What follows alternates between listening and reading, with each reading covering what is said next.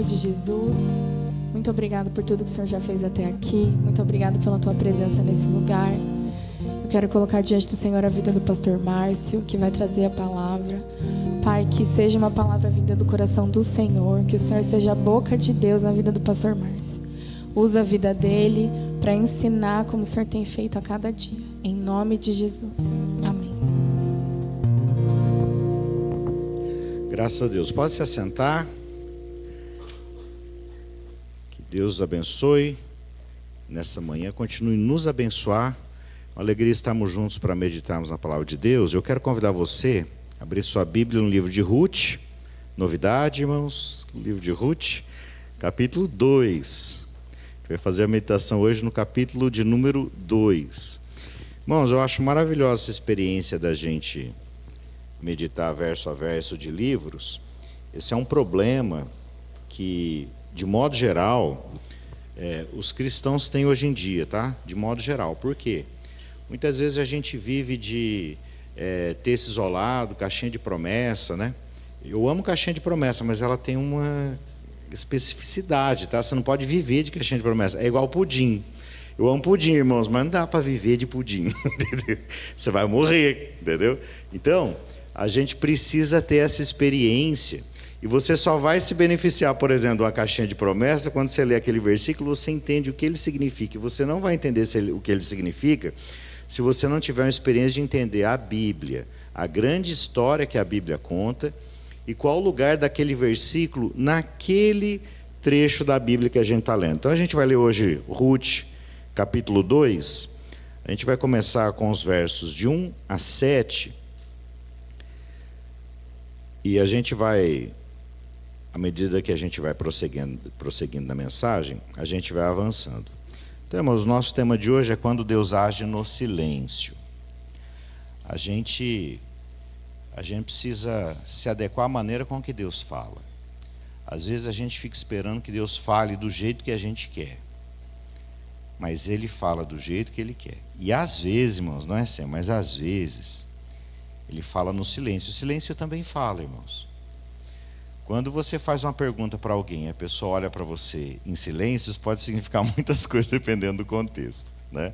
Se a pessoa olha para você com silêncio, pode significar: o que você está preocupado? Fica tranquilo que eu estou cuidando de tudo. Ou então, o que você está perguntando? Isso não é da sua conta. Pode ser muitas coisas, irmãos, o silêncio pode responder.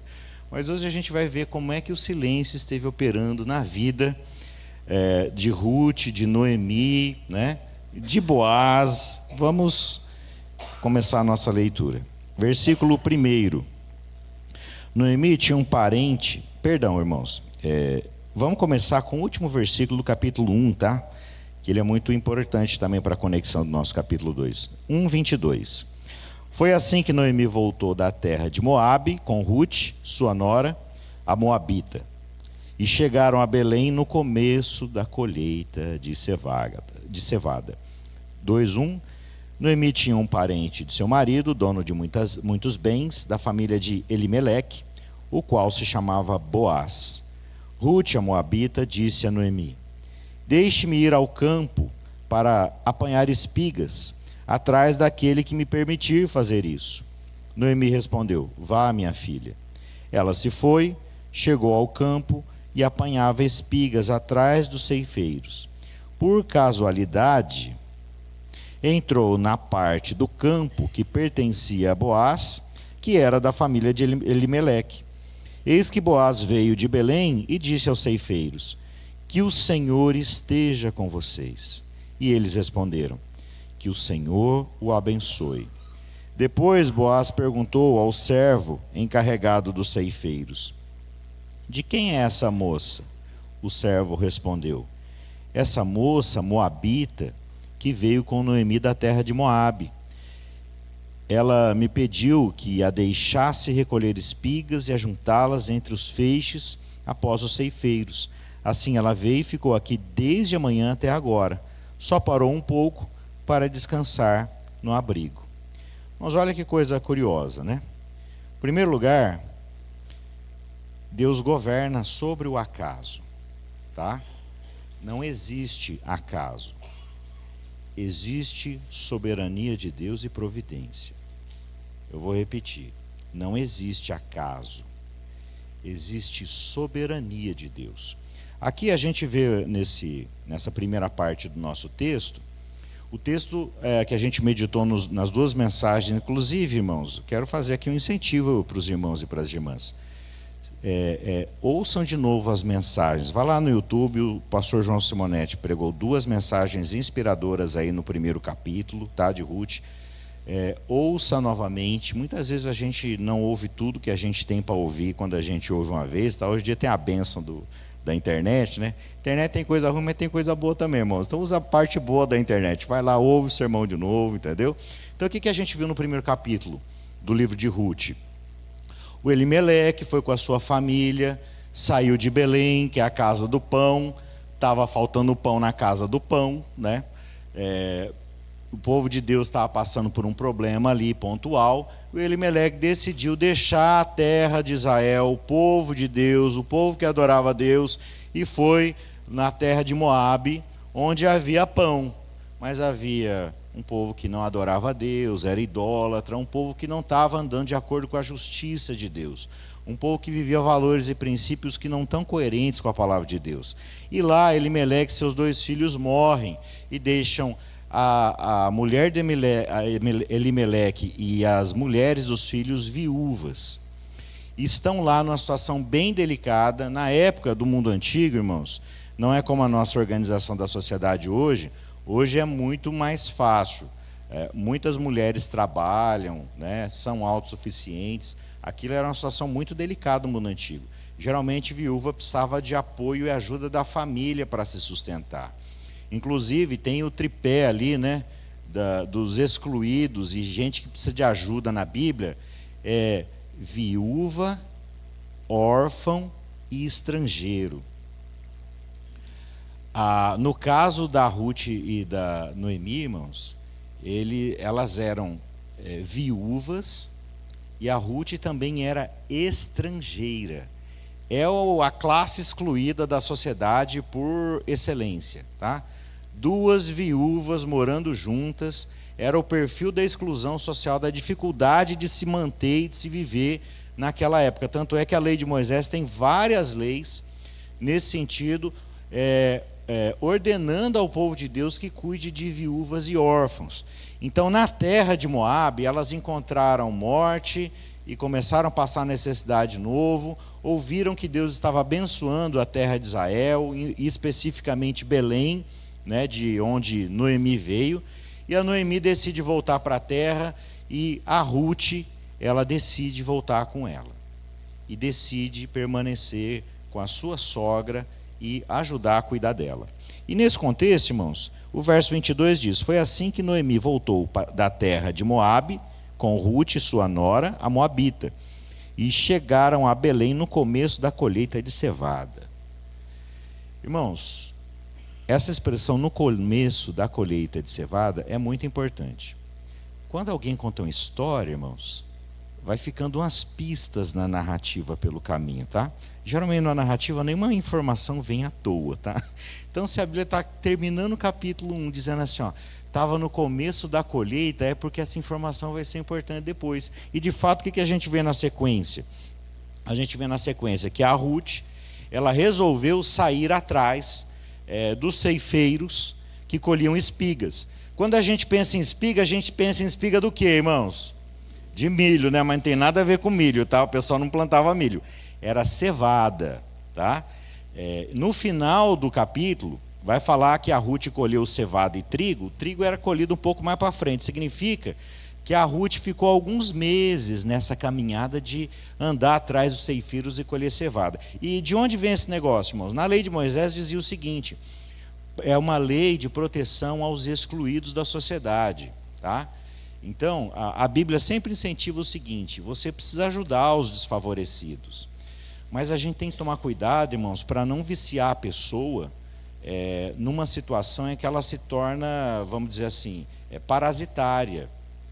a gente tem que dar o pão, mas tem que ensinar a pescar ao mesmo tempo. Uma cultura em que só entrega gratuitamente, não exige contrapartida, vai criar um ambiente em que as pessoas assumem uma cultura parasitária e elas vão passar a entender que a obrigação de todo mundo é cuidar de mim.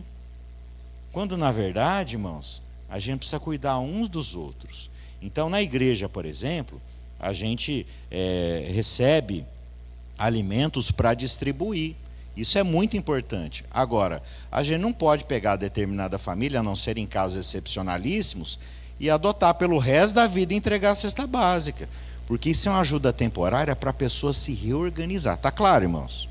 Então, da mesma maneira, aqui a gente tem no nosso contexto, a Ruth e a Noemi, elas estão ali numa situação muito difícil, e as leis do Antigo Testamento diziam o seguinte: se está havendo colheita, por exemplo, e cai espiga no chão, não pega.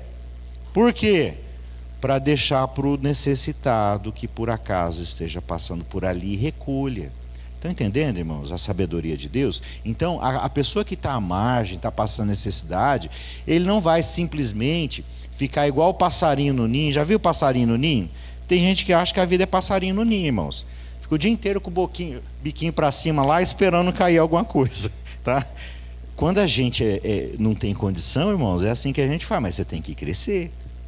Aí quando você cresce, você para de ficar com o biquinho voltado para cima, e é você que vai colocar a comida no biquinho que está virado para cima. Tá claro, irmãos?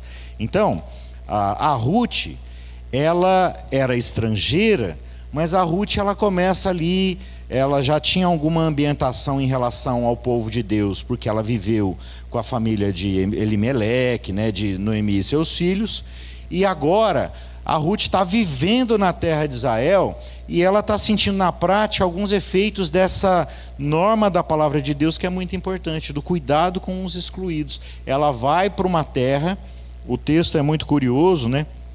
Ele usa a seguinte expressão, no verso 3: por causalidade entrou na parte do campo que pertencia a Boaz.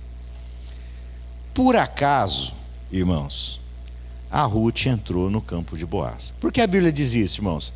Porque tem coisa que para a gente é acaso, a gente não planejou. Mas a gente vai perceber que a história toda do capítulo 2, assim como já tinha acontecido no capítulo 1, é uma grande obra do projeto e do plano de Deus. Deus tem planos quando você ainda nem fez. Deus tem projetos quando você ainda nem pensou neles. E Deus, como a gente acabou de cantar, Deus, Ele já cantava sobre nós antes da gente nascer, e Ele já envia o seu Espírito sobre nós antes da gente respirar.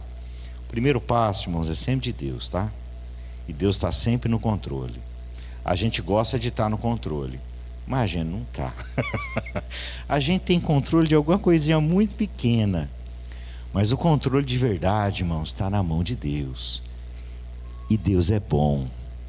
E Deus é soberano, e a sua soberania é boa, é amorosa, é misericordiosa, é justa. Deus é bom. Ruth vai parar no campo do Boaz, e o capítulo 2 já tinha cantado a bola. A Noemi tinha um parente que tinha posses, o nome dele era Boaz, tá? E ali na sequência, irmãos, vai acontecer outra coisa muito interessante, verso 4.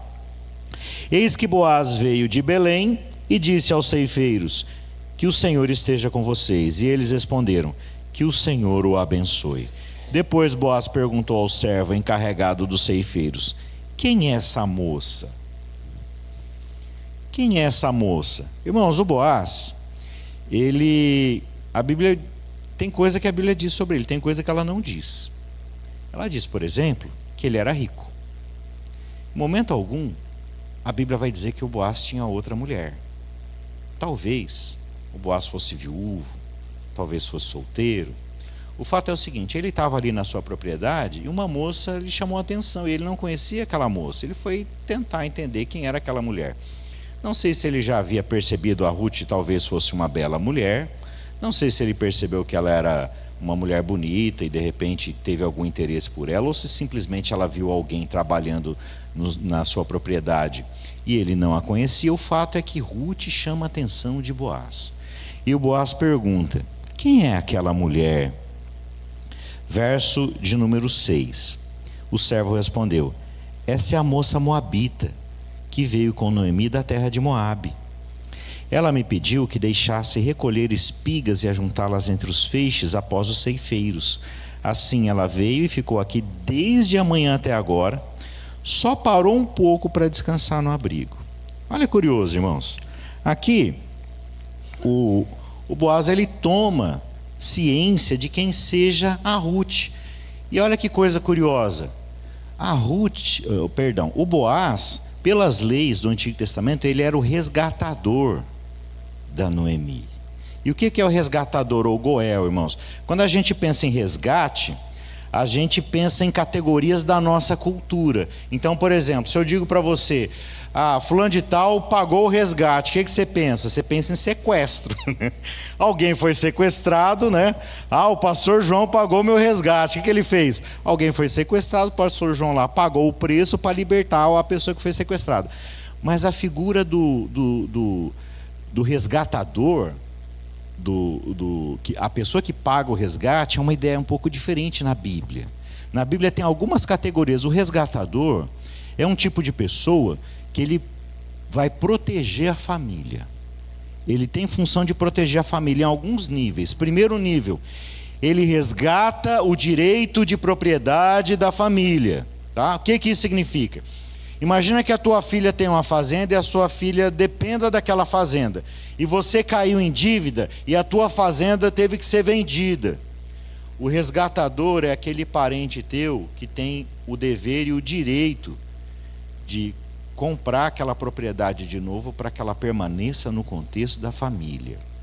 Então o resgatador protege a propriedade, mas ele também protege as pessoas. Vamos dizer que você tem entrado em muita dívida e tenha que ser vendido como escravo. Graças a Deus não existe isso na nossa cultura, né, irmãos? Senão tinha muita gente que já tinha sido vendido como escravo, tá? Mas já pensou o pessoal começar a vender o povo como escravo por causa de dívida? Misericórdia, hein, irmãos? Mas o fato é o seguinte: se a pessoa não tinha o que pagar, ela era vendida como escrava. Então o resgatador, o Goel, era essa figura que ela tinha a primazia, né, sobre o direito e a responsabilidade de resgatar aquela pessoa da família que foi vendida como escrava, né? E também tem um aspecto interessante que está ligado indiretamente ao Goel, que é a lei do levirato, né? No Antigo Testamento, se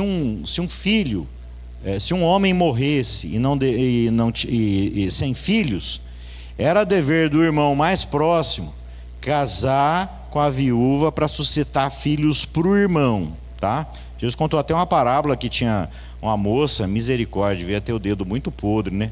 Casou com 7 irmãos, os 7 morreram e nenhum deu filho. É brincadeira aqui, irmãos, dedo podre, tá? Mas assim, só para quebrar o... Aí o que acontece?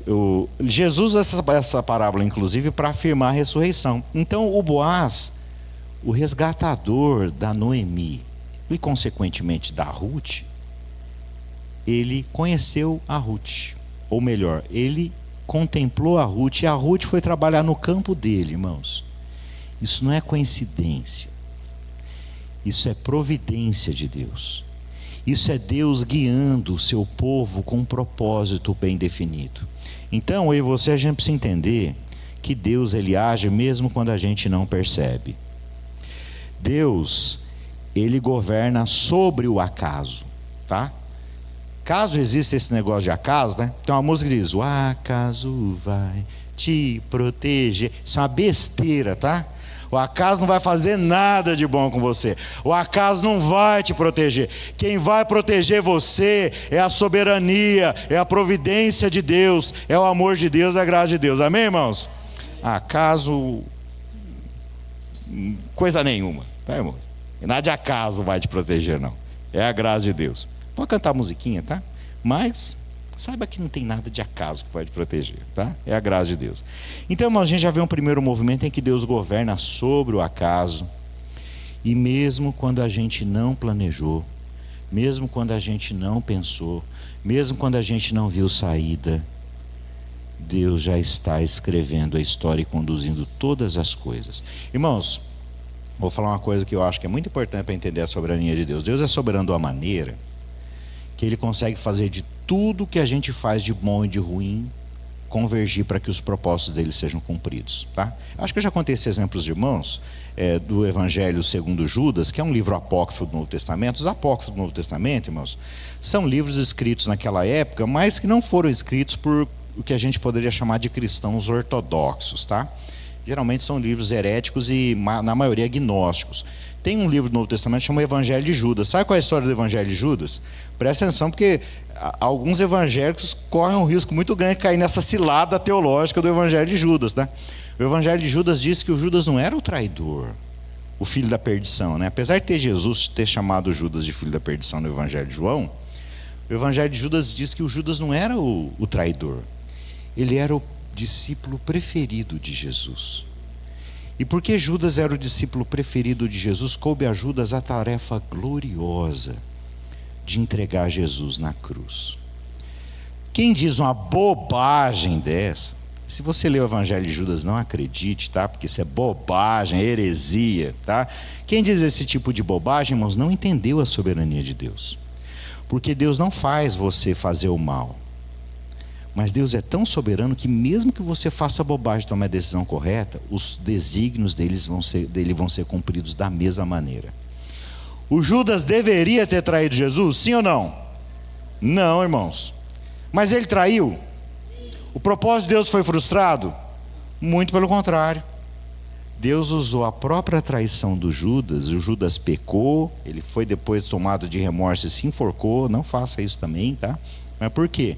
Porque ele errou, pecou, fez a coisa errada, mas Deus fez com que mesmo as coisas erradas confluíssem para que os seus propósitos fossem cumpridos. Então, quando alguém agir mal com você, louva a Deus, porque Deus é soberano nessa situação que você está passando.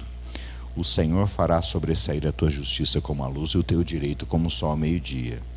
Deus continua soberano. Quer as pessoas acertem ou errem com você, Deus é bom, Ele é soberano e Ele está conduzindo a história.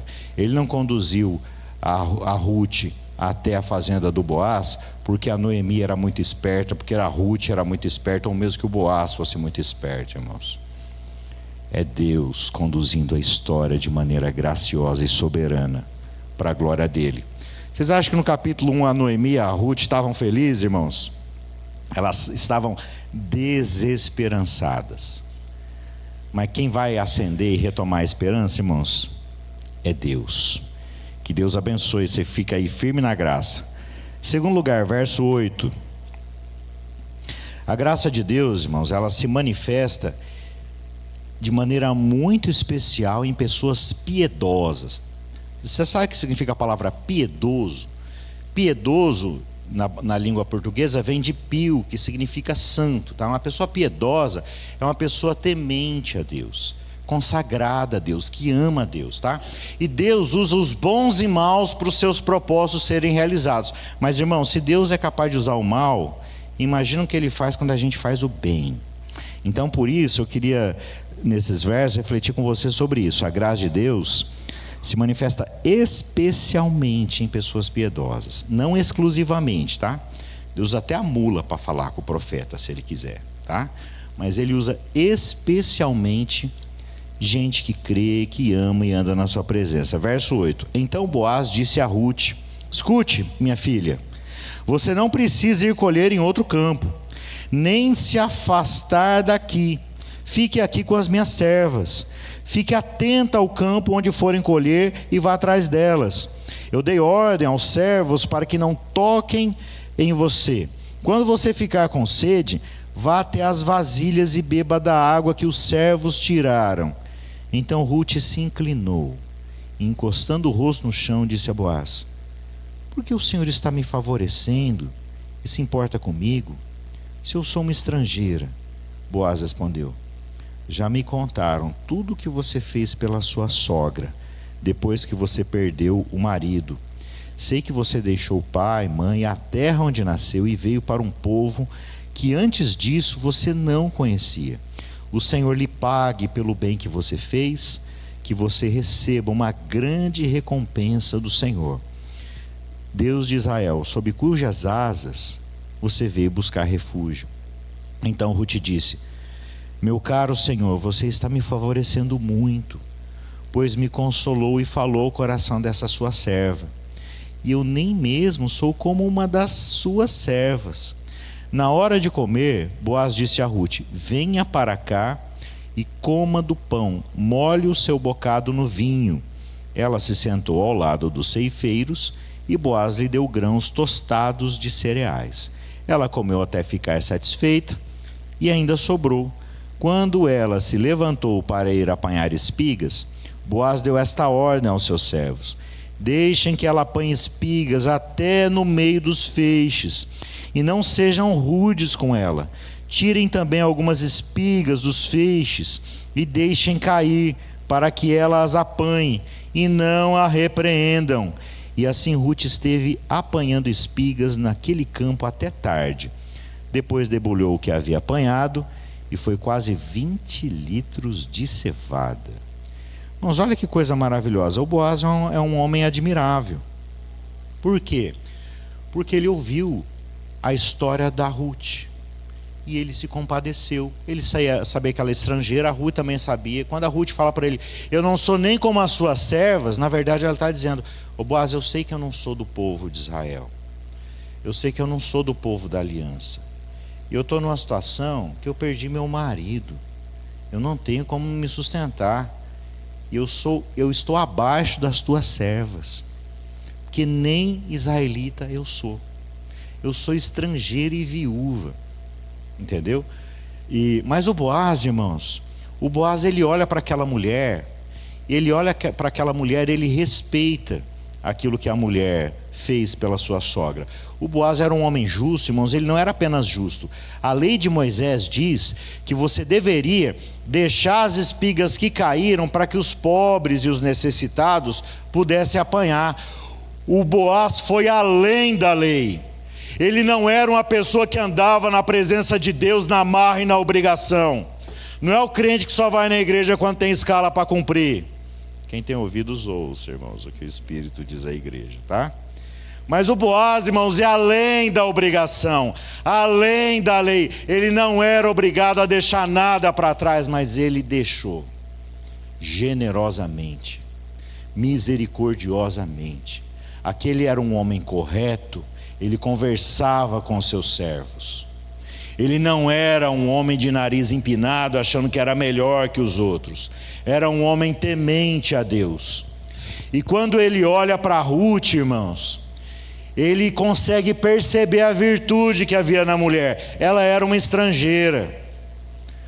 Usando um linguajar nosso hoje, né? Ela nem era evangélica, ou ela nem era cristã, né?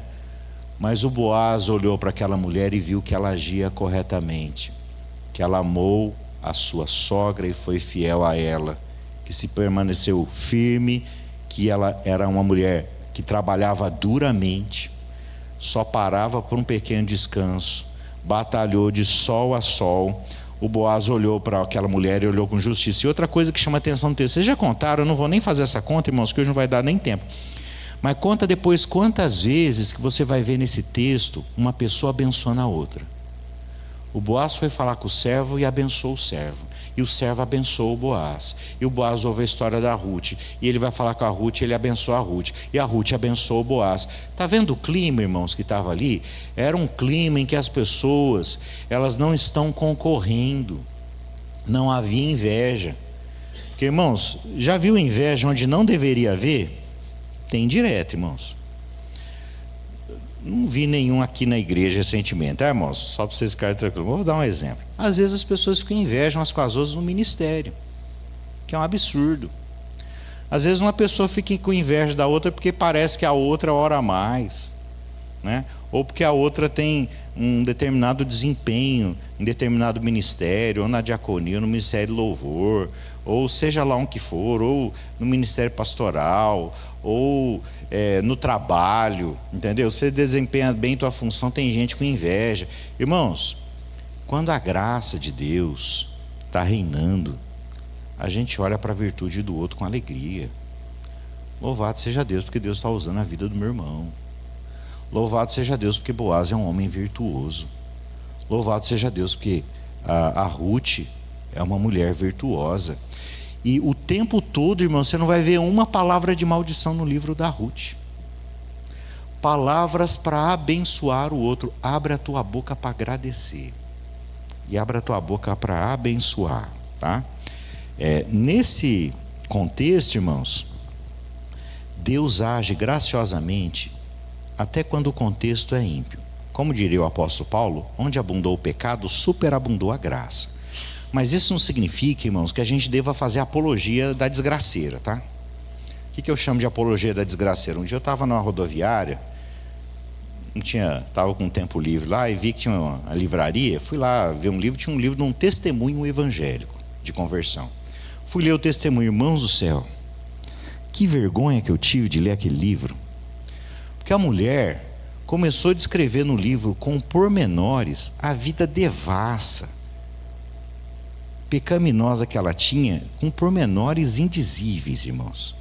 Aí um dia eu estava conversando com o irmão da igreja e ele falou o seguinte: pastor, às vezes eu me sinto tão inútil. Eu falei, tá, mas por que você está dizendo isso? Eu vejo umas pessoas com um relato lindo de conversão, né? Tinha gente que era assassino, prostituta, né? Traficante. Aí ele teve encontro com Jesus. Mas eu, pastor, cresci na igreja, sempre fui crente, parece que a minha vida é tão chata. Irmãos, deixa eu falar uma coisa para vocês. Eu pessoalmente fico muito mais admirado de uma pessoa que nasceu num lar cristão e viveu a vida toda na integridade, do que a pessoa que estava atolada no pecado e de repente Jesus resgatou. Deus ama as duas, irmãos. Mas aquela que andou a vida inteira na presença de Deus, irmãos, eu valorizo de maneira especial, tá? Não é que a pessoa que veio do mundo não tem importância, irmão. Os dois têm, tá? Não é concurso de popularidade, tá? Não é concurso para ver quem é mais santo, quem viveu sempre na igreja ou quem veio de fora. Mas a questão é a seguinte, irmãos: aquele que estava no mundo e veio para a graça de Deus, a partir do momento que nasceu de novo, deve andar na presença de Deus. Mas aquele que já nasceu na graça de Deus, ele dá um testemunho de alguém que ama a Deus e permanece na sua graça, na sua presença. Então a gente não pode ter teologia da desgraceira, tá, irmãos? Quando eu ouço testemunho de alguém que a vida inteira cresceu na fé, amou a Deus e andou na sua presença, para ser sincero para os irmãos, eu fico muito mais impressionado do que veio de fora. Porque eu vivi numa família, irmãos, tinha princípios, né? Ia todo domingo na igreja. Mas eu tive o que eu chamo de uma experiência de conversão na época da faculdade. Mas eu não acho que aquele que viveu a vida inteira na igreja seja menor do que eu, porque eu tive uma experiência diferente. Tá claro, irmãos?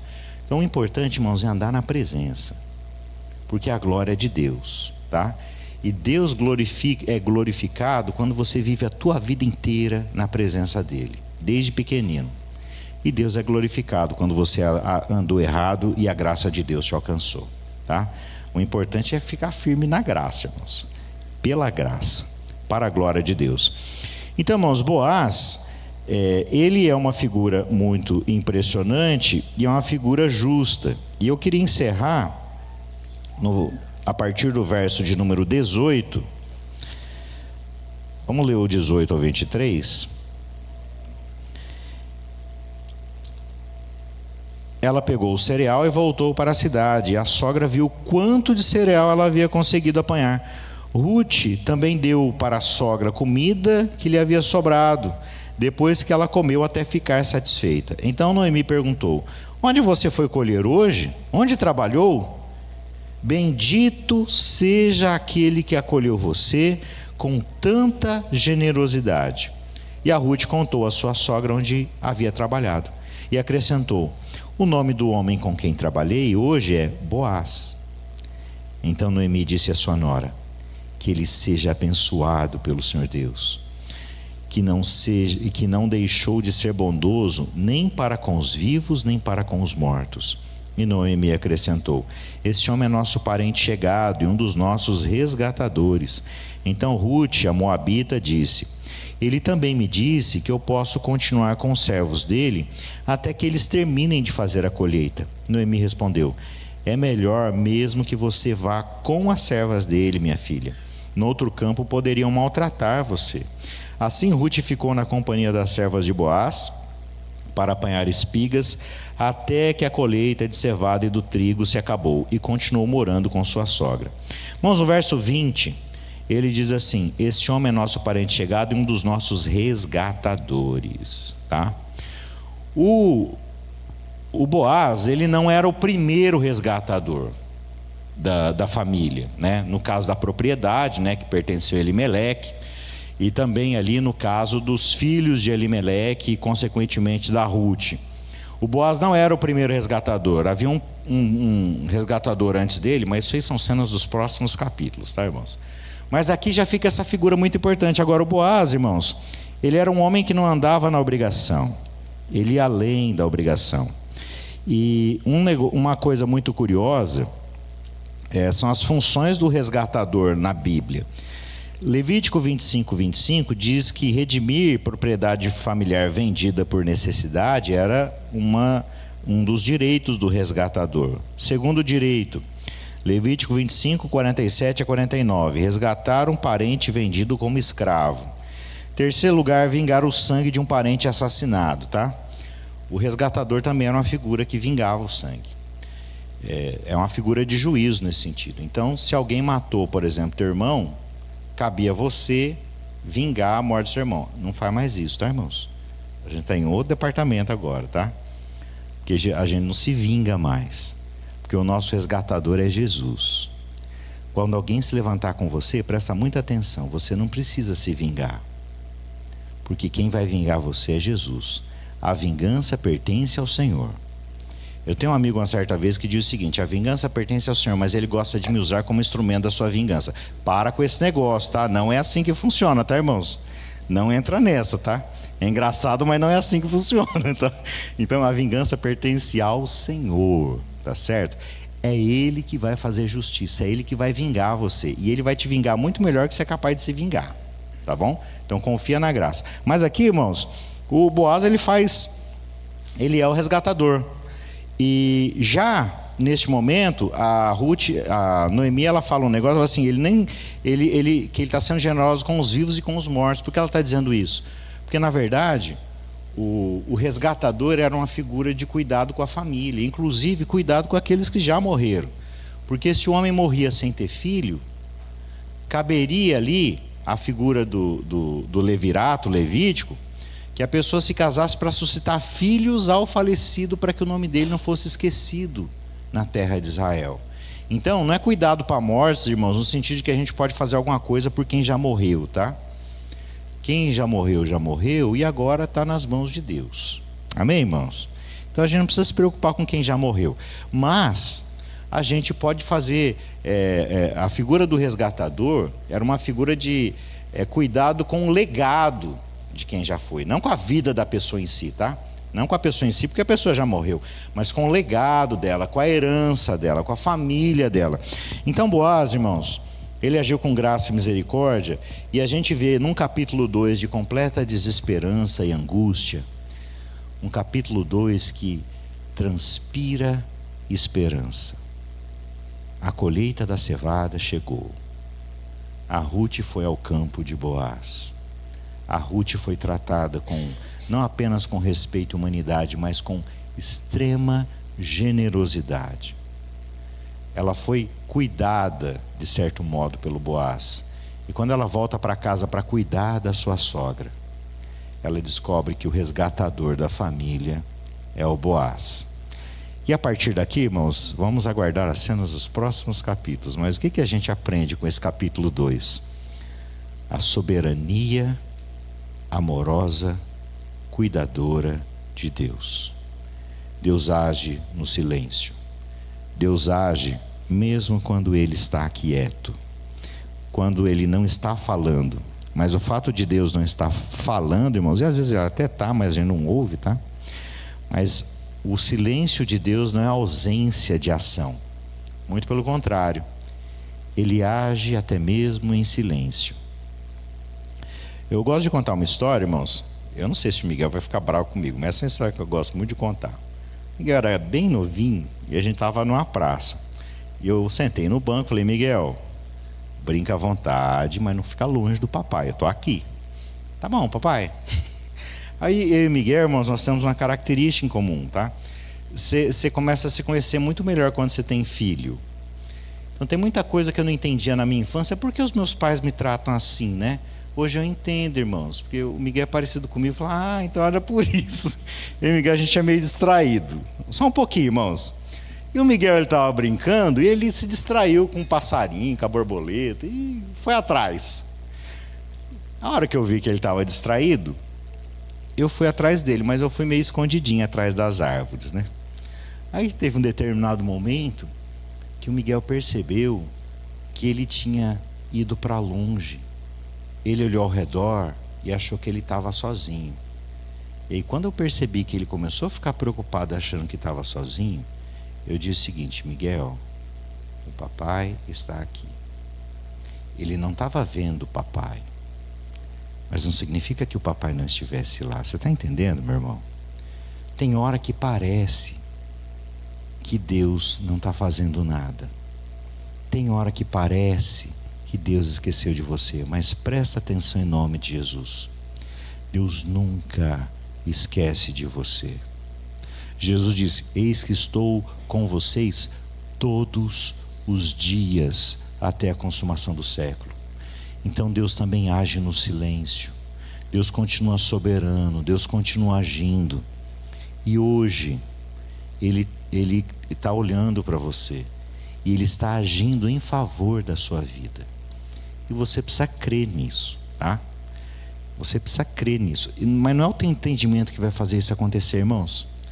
A Noemi não tinha ideia, a Ruth não tinha ideia, o Boaz não tinha ideia, mas Deus já tinha traçado um plano maravilhoso para a vida deles. Mas não vou soltar spoiler, isso é cena dos próximos capítulos. Mas eu queria orar com você agora. Como é que está teu coração? Você está se sentindo abandonado, esquecido por Deus? Parece que você ora e Deus não ouve. Então, uma boa notícia para te dar. Há momentos em que parece que Deus não te vê, que Deus não te ouve e Deus não está presente na sua vida. Mas é só aparência. Essa não é a verdade. A verdade é que Deus está sempre com você. Ele olha para você. E mesmo quando você está tomando decisão boa ou ruim, como aconteceu com a família de Elimeleque, Deus já estava executando seus planos de paz, de bem na sua vida. Vamos orar? Senhor, queremos te agradecer por essa noite, por essa manhã e pela tua palavra. Queremos te agradecer, Senhor, porque o Senhor é bom. O Senhor é um Pai amoroso e que se faz presente. Mesmo naqueles momentos, Senhor, em que nós não te vemos e não te ouvimos e não te sentimos, a tua palavra diz que o Senhor não apenas está conosco. Obrigado, Pai, porque o Senhor é o Deus a nosso favor. E por amor de nós, o Senhor enviou o teu Filho para nos salvar. Jesus, obrigado porque o Senhor é o Deus conosco, o Deus que está conosco todos os dias, o Deus que deixou a sua glória e se fez homem. O Senhor viveu por nós, morreu pelos nossos pecados, mas ressuscitou para a nossa salvação. Obrigado, Espírito Santo de Deus, porque o Senhor é Deus em nós, o Senhor habita em nós, e o Senhor renova hoje na nossa vida todos os benefícios do Evangelho, todos os benefícios da cruz e da ressurreição de Jesus na nossa vida.